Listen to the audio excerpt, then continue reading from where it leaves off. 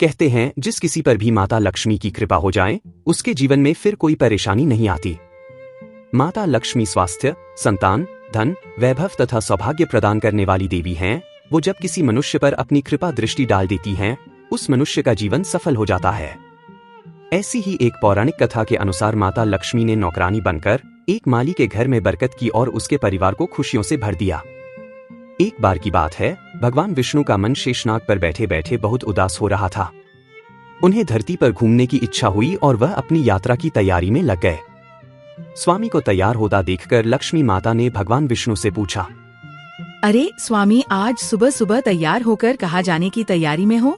देवी लक्ष्मी, पता नहीं मन कुछ उदास है, इसलिए मैं धरती लोक पर भ्रमण करने जा रहा हूँ। हे देव, आप धरती पर भ्रमण के लिए जाएंगे तो आपके बिना मेरा मन भी नहीं लगेगा। क्या मैं भी आपके साथ धरती लोक पर भ्रमण के लिए चल सकती हूँ? ठीक है देवी लक्ष्मी, पर उसके लिए तुम्हें मेरी एक शर्त माननी होगी। तुम धरती पर पहुंचकर उत्तर दिशा की ओर नहीं देखोगी। ठीक है स्वामी, मैं धरती पर पहुंचकर उत्तर दिशा में नहीं देखूंगी। मुझे आपकी शर्त मंजूर है। भगवान विष्णु की इस शर्त से माता लक्ष्मी सहमत हो गई और प्रातःकाल होते ही माता लक्ष्मी और भगवान विष्णु धरती पर पहुंचे। उसी समय सूर्य उदय हुआ था। रात बरसात होकर हटी थी। चारों ओर हरियाली ही हरियाली थी। धरती की सुंदरता को देखकर माता लक्ष्मी अत्यंत प्रसन्नचित्त हुई और भगवान विष्णु को दिया वचन भूल गई। माता लक्ष्मी धरती को देखती देखती कब उत्तर दिशा की ओर देखने लगीं, उन्हें पता ही नहीं चला।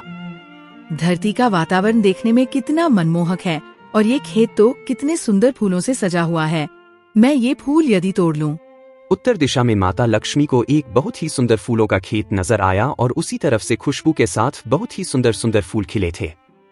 ये एक फूलों भरा हुआ खेत था। माता लक्ष्मी बिना सोचे समझे उस खेत में चली गईं और एक सुंदर सा फूल तोड़कर ले आई। जब माता लक्ष्मी भगवान विष्णु के पास वापस आई तो भगवान विष्णु की आंखों में आंसू थे। ये देखिए स्वामी, कितना सुंदर फूल है। अरे स्वामी, आपकी आंखों में ये आंसू क्या हुआ? स्वामी, क्या मुझसे कोई गलती हुई है? बताइए स्वामी। देवी लक्ष्मी, आप मेरा वचन याद नहीं रख पाए। शर्त के अनुसार आपको उत्तर दिशा में नहीं देखना था और साथ ही साथ आपको यह भी सोचना था कि किसी की कोई भी वस्तु को कभी भी किसी से बिना पूछे नहीं लेना चाहिए।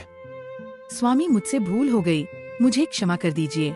देवी लक्ष्मी, आपने जो भूल की है उसकी सजा आपको जरूर मिलेगी।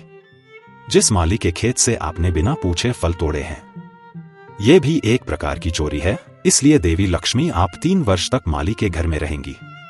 इसके बाद मैं स्वयं आपको बैकुंठ वापस बुलाऊंगा। जैसी आपकी आज्ञा स्वामी। माता लक्ष्मी ने चुपचाप सिर झुकाकर वचन स्वीकार किया और भगवान विष्णु बैकुंठ लौट गए। माता लक्ष्मी ने एक गरीब लड़की का रूप धारण कर लिया। खेत के मालिक का नाम माधव था। माधव की पत्नी, 2 बेटे और 3 बेटियां थीं। सभी उस छोटे से खेत में काम करके किसी तरह से गुजारा करते थे। खेत के पास ही माधव की झोपड़ी थी। माता लक्ष्मी माधव की झोपड़ी पर जाती है। माधव लड़की को देखकर पूछता है, तुम कौन हो और इस समय तुम्हें क्या चाहिए? मैं तुम्हारी क्या मदद कर सकता हूँ? मेरा नाम लक्ष्मी है। मैं एक गरीब लड़की हूँ। मेरी देखभाल करने वाला कोई नहीं। मैंने कई दिनों से कुछ भी नहीं खाया। मुझे कोई भी काम दे दो और मैं तुम्हारे घर का काम भी कर दिया करूँगी। बस मुझे अपने घर में एक कोने में आसरा दे दो। माधव बहुत ही अच्छे दिल का आदमी था। उसे लड़की पर दया आ गई। वो लड़की से बोला, देखो बिटिया, मैं तो बहुत ही गरीब माली हूँ। मेरी कमाई से मेरे घर का खर्च बड़ी मुश्किल से चलता है, लेकिन अगर मेरी 3 की जगह 4 बेटियां होती तो भी मैंने ही गुजारा करना था। जैसा रूखा सूखा हम खाते हैं वही खिला सकता हूँ। यदि तुम मेरे यहाँ यही रूखा सूखा खाकर खुश रह सकती हो तो अंदर आ जाओ। आपने मुझे अपनी झोपड़ी में शरण दी, आपका बहुत बहुत शुक्रिया। माता लक्ष्मी 3 साल माधव के घर पर नौकरानी बनकर रहीं। जिस दिन माता लक्ष्मी माधव के घर आई थी, उसी दिन से ही माधव को इतनी आमदनी हुई कि उसने एक गाय खरीद ली। अजी, ये नई गाय खरीद लाएं। ये तो बहुत अच्छा हुआ, आज तुम्हारी आमदनी बहुत अच्छी हुई। सरला, सब माता लक्ष्मी की दया है। धीरे धीरे माधव की आमदनी अच्छी हो गई। उसने जमीनें खरीद ली और फिर एक बड़ा पक्का घर भी बनवा लिया। सारी सुख, समृद्धि, गहने, कपड़े, जेवर सब कुछ अब माधव और उसके परिवार के पास था। लक्ष्मी माधव के घर और खेत में काम करती रहती थी। एक दिन माधव ने सोचा, मुझे ये सब इस लड़की लक्ष्मी के आने के बाद मिला है। जब से ये मेरे घर आई है, मेरी किस्मत ही बदल गई है। माधव लक्ष्मी के बारे में सोच में ही था कि एक दिन जब वो अपने खेत से काम खत्म करके घर आया तो अपने घर के सामने द्वार पर एक देवी स्वरूप गहनों से सजी एक लड़की को देखकर हैरान रह गया। उसने ध्यान से देखा। अरे ये तो मेरी मुंहबोली बेटी यानी लक्ष्मी है क्या? ये तो साक्षात माता लक्ष्मी है। सरला सरला बच्चों के साथ बाहर आओ, माता लक्ष्मी स्वयं हमारे ही द्वार पर आई है। माधव का पूरा परिवार बाहर आ गया। सब हैरान होकर माता लक्ष्मी को देख रहे थे। माता लक्ष्मी हमें माफ करना, हमने अनजाने में आपसे अपने घर और खेत का काम करवाया। हम आपको पहचान नहीं पाए, हमसे एक ऐसा अपराध हो गया। माता हम सबको क्षमा कर दो।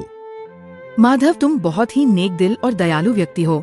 तुमने मुझे आश्रय दिया, 3 साल तक अपनी बेटी की तरह रखा। इसके बदले मैं तुम्हें वरदान देती हूँ कि तुम्हारे पास कभी भी खुशियों की और धन की कमी नहीं रहेगी। तुम्हें सारे सुख मिलेंगे जिसके तुम हकदार हो। माधव को और उसके परिवार को आशीर्वाद देकर माता लक्ष्मी अपने स्वामी भगवान विष्णु के द्वारा भेजे रथ में बैठकर बैकुंठ चली जाती है। माधव और उसका परिवार हाथ जोड़कर माता लक्ष्मी का गुणगान करता है। जय माँ लक्ष्मी।